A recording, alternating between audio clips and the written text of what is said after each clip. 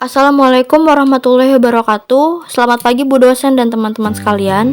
Kami dari kelompok 13 yang beranggotakan saya Nazwa Aulia Rifni Putri sebagai moderator dan rekan-rekan saya Al-Maulidia Dwi Ilyasa, Dava Ardiansyah, Dewa Putri Iskandar, dan Rahma Maida Fitria. Di sini kami akan menjelaskan pengakhiran terminate proses konseling. Pada materi pertama yaitu apa definisi pengakhiran teknik konseling akan dijelaskan oleh saya. Pengertian teknik pengakhiran. Teknik pengakhiran adalah keterampilan atau teknik yang digunakan konselor untuk mengakhiri komunikasi konseling, baik mengakhiri untuk dilanjutkan pada pertemuan berikutnya maupun mengakhirinya karena komunikasi konseling betul-betul telah berakhir. Penutup atau pengakhiran adalah kegiatan yang dilakukan bila mana kelompok sudah siap untuk melaksanakan apa yang telah diputuskan bersama saat proses konseling.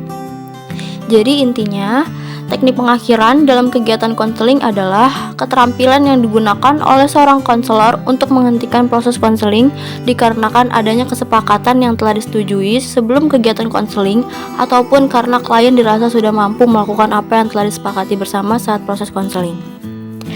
Untuk materi berikutnya, macam-macam teknik bimbingan konseling akan dijelaskan oleh rekan saya Al-Maulidia Dwi Ilyasa.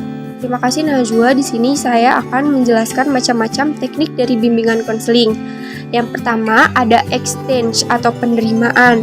Exchange ini adalah teknik komunikasi atau keterampilan dasar dalam konseling yang digunakan konselor untuk menerima si konseli sebagaimana adanya.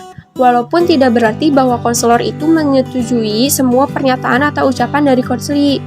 Nah, penerimaan ini dilakukan konselor setelah konseli itu mengungkapkan hal yang dipikir dan dirasakannya. Ada dua macam exchange, yaitu nonverbal dan verbal. Contoh exchange secara nonverbal yaitu dengan menganggukkan kepala. Lalu exchange secara verbal itu dengan berbicara seperti saya ikut merasakan seperti yang kita rasakan. Lalu saya mengerti hal yang Iful katakan.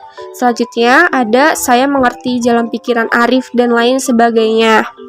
Selanjutnya, selain exchange di dalam teknik bimbingan konseling, ada juga yang namanya action atau aksi. Aksi ini adalah suatu kebiasaan konseli dalam proses konseling untuk mengarahkan pemahaman dan energi agar tujuannya itu tercapai, atau latihannya yang dilakukan konseli itu untuk melakukan sesuatu agar ia memperoleh perilaku baru yang lebih dikehendaki.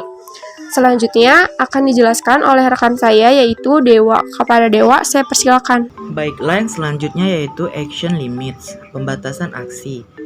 Teknik ini, teknik komunikasi verbal dalam proses konseling yang memungkinkan konselor menegaskan hal yang boleh dan tidak boleh dilakukan oleh konseli. Misalnya, seperti boleh bercerita atau berbuat sesuatu selama proses konseling, sepanjang tidak merugikan orang lain. Batas aksi ini dimaksudkan untuk memberi keleluasaan dan rasa aman bagi konseli.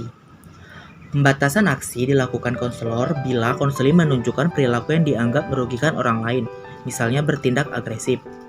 Yang selanjutnya yaitu activating event, yaitu mengaktifkan peristiwa. Teknik ini adalah salah satu konsep kunci dalam konseling dari Albert Ellis yang berarti peristiwa yang mendahului dan membangkitkan suatu keyakinan, pemikiran, atau pandangan terhadap suatu peristiwa tertentu. Suatu kejadian yang tidak membangkitkan pemikiran atau pandangan hanyalah event, bukan activating. Jadi, activating event selalu berkaitan dengan suatu keyakinan tertentu, entah rasional ataukah irasional. Materi berikutnya yaitu tujuan teknik pengakhiran. Teknik pengakhiran bertujuan mengakhiri komunikasi konseling yang baik, mengakhiri untuk dilanjutkan pada pertemuan berikutnya maupun mengakhirinya karena komunikasi konseling betul-betul telah berakhir. Adapun tujuannya sebagai berikut. Yang pertama yaitu menjadi pendengar, yaitu untuk menolong orang yang sedang ditolong agar merasa dipahami dan didukung. Konselor membutuhkan keterampilan mendengar sehingga dapat menenangkan, meredakan penderitaan, mengobati luka-luka psikologis, dan sebagai tempat yang aman untuk bergerak maju. Untuk itu, konselor perlu terampil untuk menyimak, memahami perspektif mereka dan secara sensitif menunjukkan pada orang yang ditolong bahwa mereka telah didengar secara akurat. Selanjutnya, menolong mengelola situasi bermasalah secara spesifik. yaitu membantu menangani situasi tertentu yang tidak kondusif bahkan deskriptif bagi orang yang ditolong. Untuk itu, konselor perlu terampil untuk memusatkan suatu masalah yang penting di depan dan bukan menyelesaikan seluruh masalah yang lebih besar. Berikutnya yaitu menolong menangani masalah secara luas. Sering terjadi ada masalah yang lebih besar dan lebih kompleks dibanding situasi yang spesifik. Untuk itu, konselor perlu mengenali dimensi-dimensi dan aspek-aspek permasalahan yang secara luas mengganggu kehidupan orang yang ditolong dan menyebabkan mereka tidak bisa maju dalam hidup. Yang selanjutnya akan dijelaskan oleh teman saya yaitu Rahma. Kepada Rahma saya persilakan. Terima kasih Dewa. Saya akan melanjutkan tujuan teknik pengakhiran yang keempat, yaitu mengubah keterampilan yang buruk. Kebiasaan-kebiasaan dan keterampilan hidup yang bermasalah tidak efisien, tidak efektif dalam memajukan hidup konseling. Biasanya ada pengulangan kebiasaan masa lalu yang terdiri dari keterampilan pikiran, keterampilan berpikir, dan keterampilan bertindak. Jadi yang perlu ditemukan bukan hanya presenting problem, namun keterampilan buruk yang menciptakan, melestarikan, atau memperburuk kehidupan seseorang. Banyak alasan mengubah kebiasaan buruk itu sulit, tapi bukan berarti tidak bisa mengubahnya. Bisa mengubah kebiasaan tersebut dan membutuhkan waktu yang lama. Bahwa keduanya jangan sampai membuat kepercayaan dirinya hilang atau minder begitu saja. Walaupun sulit mengubahnya, kamu perlu memerlukan beberapa cara untuk mengubah kebiasaan buruk. Dan yang kelima, mewujudkan nilai-nilai dan falsafah hidup, yaitu keterampilan konseling untuk secara kompeten mengelola situasi yang bermasalah dalam hidupnya, mengelola masalah-masalahnya, dan mengubah keterampilan yang bermasalah menjadi keterampilan yang mendukung, sehingga orang yang ditolong menjadi seseorang yang dapat mengaktualisasi diri, berfungsi sepenuhnya, dan memiliki pencerahan hidup. Materi berikutnya, fungsi dan manfaat serta tujuan akhir proses konseling. Di dalam materi pengakhiran konseling pasti memiliki fungsi dan manfaat dan tujuan untuk berproses akhir dari konseling. Saya akan membahas yang pertama, fungsi. Arti fungsi di akhir konseling itu yaitu sebagai pengendalian waktu supaya kegiatan konseling tidak melebihi waktu yang telah disepakati sebelumnya. Materi selanjutnya akan dijelaskan oleh rekan saya yaitu Dava. Kepada Dava, saya persilakan. Baik, selanjutnya manfaat menurut Ward dan Glading.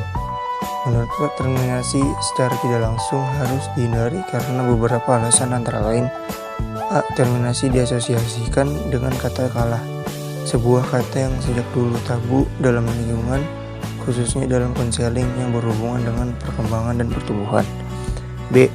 Terminasi secara tidak langsung berhubungan dengan mikro yang memfasilitasi hubungan konseling. Menurut Glading, terminasi memiliki beberapa fungsi, antara lain: A. Terminasi adalah pertanda bahwa hubungan telah selesai dilakukan. B. Terminasi berarti mempertahankan perubahan yang telah dicapai dan mengembangkan keahlian untuk memecahkan masalah yang telah didapat dari konseling. C. Terminasi bertindak sebagai pengingat bahwa konseling adalah orang dewasa. Selanjutnya, tujuan akhir proses konseling. Pengakhiran atau termination ini bertujuan untuk menyelesaikan kegiatan konseling atau bila masih diperlukan melanjutkan ke pertemuan selanjutnya. Fauzan DKK mengemukakan tujuan dari termination yaitu 1. Memiliki peta kognitif perjalanan konseling, yaitu apa dan bagaimana tahap-tahap yang telah dilalui dan apa yang merupakan tahap konseling mendatang. 2. Mencapai pemahaman antara konselor dan konseli mengenai apa yang telah berhasil dicapai bersama dalam konseling. 3. Mengkomunikasikan keperluan penyesuaian konseli terhadap pengambilan tanggung jawabnya selesai konseling. Oke, untuk selanjutnya, semua materi ini diberi kesimpulan yaitu seorang konselor harus memiliki kemampuan untuk mendengarkan dan memahami setiap permasalahan kliennya. Dia harus memiliki kemampuan untuk menyerap setiap permasalahan yang diceritakan oleh kliennya. Oleh sebab itu, konselor wajib menguasai teknik konseling meringkas. Dengan ini, diharapkan dapat membantu konselor untuk menyerap dan memahami segala bentuk keluhan yang diceritakan oleh klien. Hal ini juga diharapkan dapat melatih kemampuan konselor untuk mendengarkan. Dengan seperti itu, klien akan merasa didengar dan diperhatikan oleh konselor. Untuk selanjutnya, ada penambahan materi yang akan dijelaskan oleh Rahma. Dan materi tambahannya itu tentang cara-cara teknik termination. Yang pertama, merujuk pada keterbatasan waktu yang telah disepakati bersama. Yang kedua, meringkas atau merangkum. Jika konselor ingin meringkas faktor-faktor penting yang dibahas selama proses konseling, ia dapat menggunakan teknik peringkas isi konseling ini dan harus mencakup isi utama wawancara konseling. Yang ketiga, merujuk pada waktu yang akan datang. Jika di kemudian hari tidak cukup waktu untuk konseling, mungkin juga konselor ingin menjaga hubungan baik dengan orang yang dikonseling. Hal ini dapat diungkapkan dengan menggunakan pernyataan yang menyebutkan pertemuan berikutnya, seperti, "Waktu kita hampir habis, kapan kamu ingin kembali lagi?" Yang keempat, berdiri. Berdiri merupakan syarat keterampilan persuasif untuk mengakhiri konseling, sehingga konselor dapat berdiri untuk menunjukkan bahwa konseling telah selesai. Yang dapat dilakukan dengan lembut sebelum konseling sempat beralih ke topik lain. Yang kelima, gerak isyarat halus.